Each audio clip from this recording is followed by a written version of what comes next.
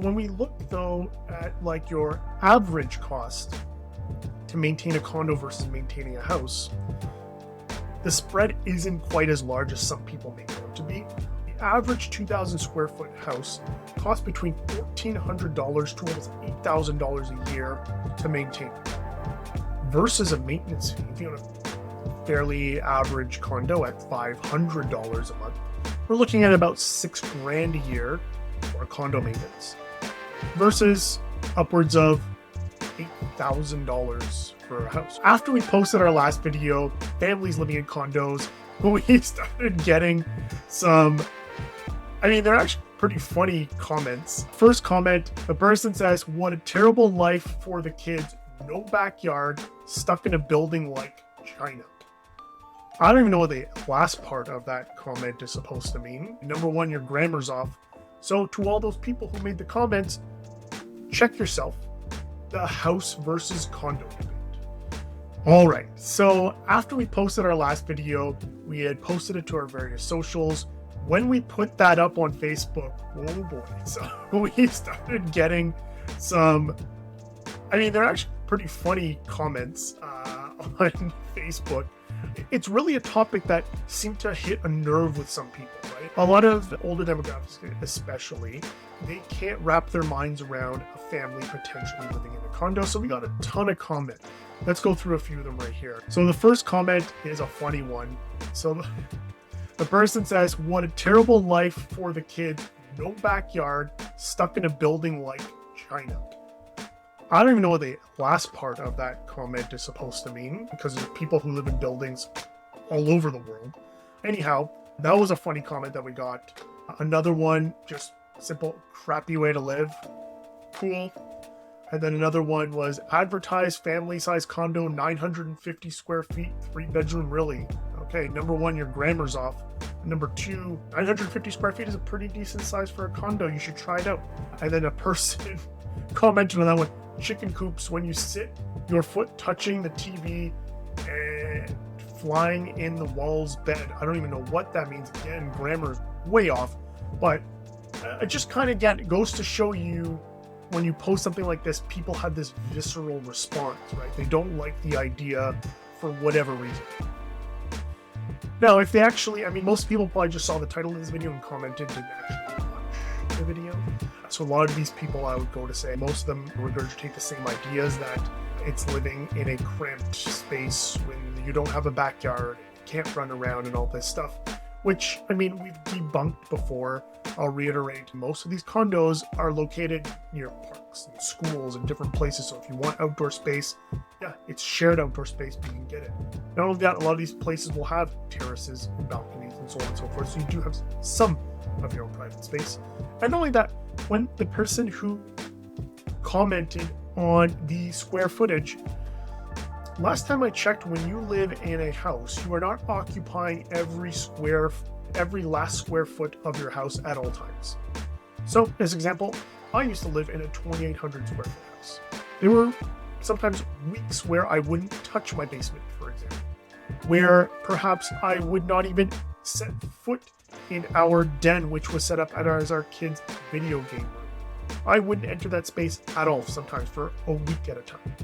And most days, because we all live busy lives, the only places I would live in my house were my bedroom, my kitchen, and my living room. So out of that 2,800 square foot, I probably occupied 800 square feet 90% of the time. So when we talk about square footage, yes, the square footage seems small, but if you actually think of your daily lives, you don't occupy every last square foot of your house. And then not only that, in a lot of these buildings that have amenities, you'll sometimes use these amenities, just like sometimes I would use the gym in my house.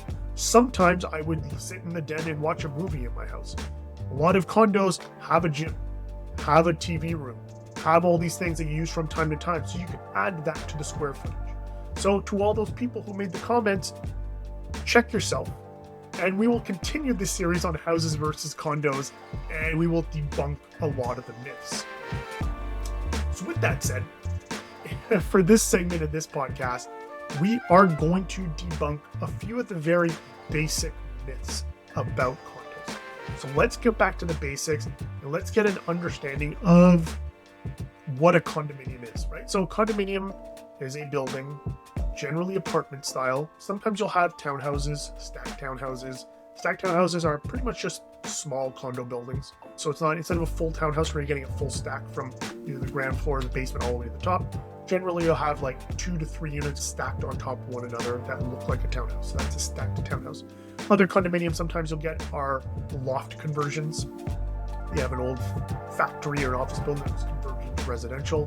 And then sometimes you'll get either detached, semi-detached, or what look like freehold townhouses that share a common element, whether it be the outside, or whether it be a shared driveway, or so on and so forth. And they all have condominium corporations attached to share in the maintenance. So the whole idea of a condominium is that it's shared maintenance. You share a structure, or you share a hallway, or you share a driveway or a walkway, and you have to share certain elements, and they create a reserve fund to pay for any potential fixes or repairs that come up with any of the shared portions of whatever it is, whether it be the building or the driveway or walkway, whatever it is.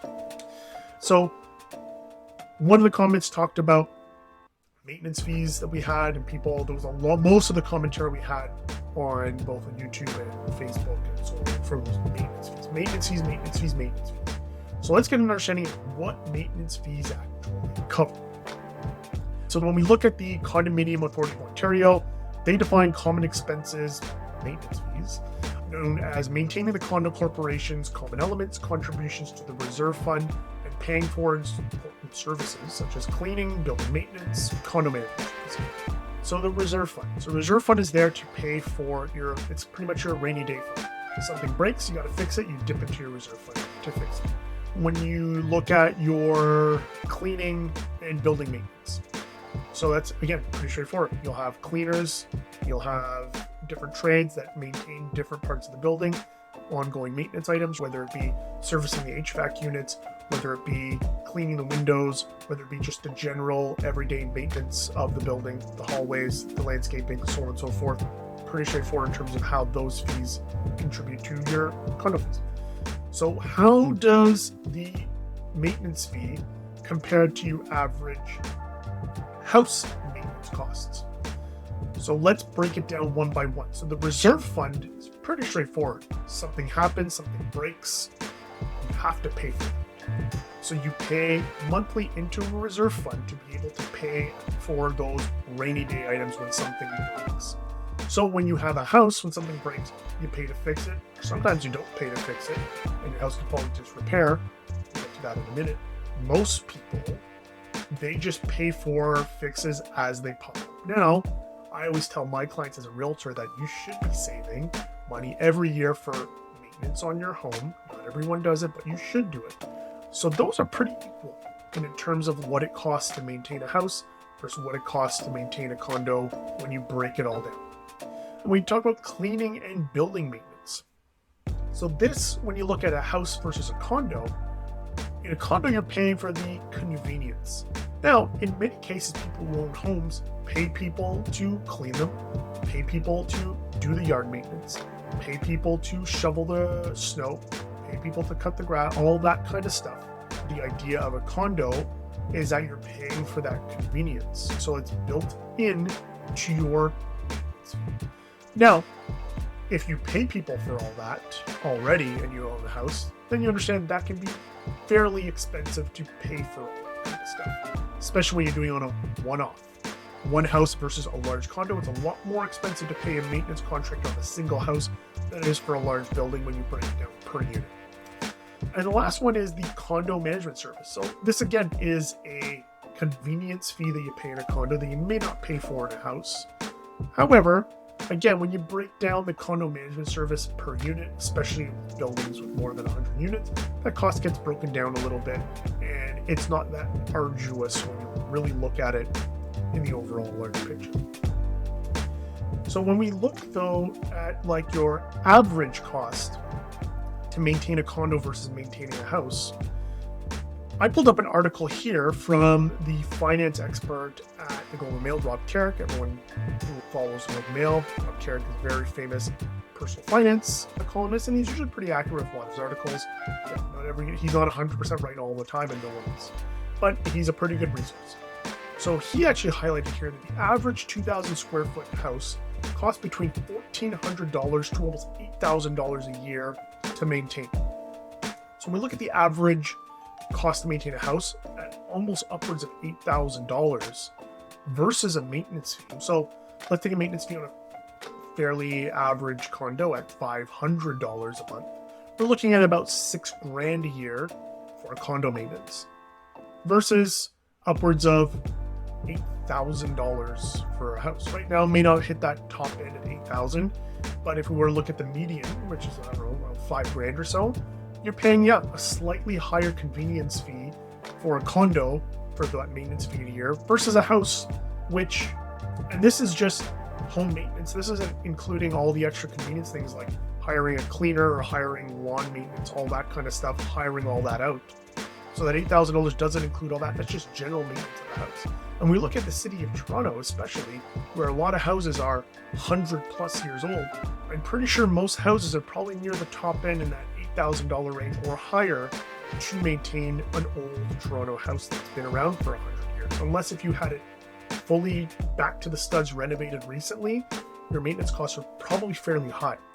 So there's a debate that goes back and forth when it comes to condos and houses and which one is more affordable and so on and so forth. In terms of the average cost to maintain a condo versus a house, the spread isn't quite as large as some people make it out to be.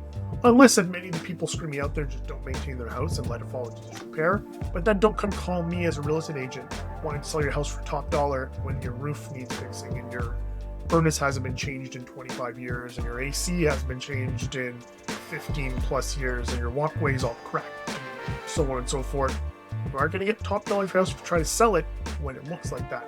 And you'll see some of those sales called as is and you don't get top dollar for those. So whatever, to each their own.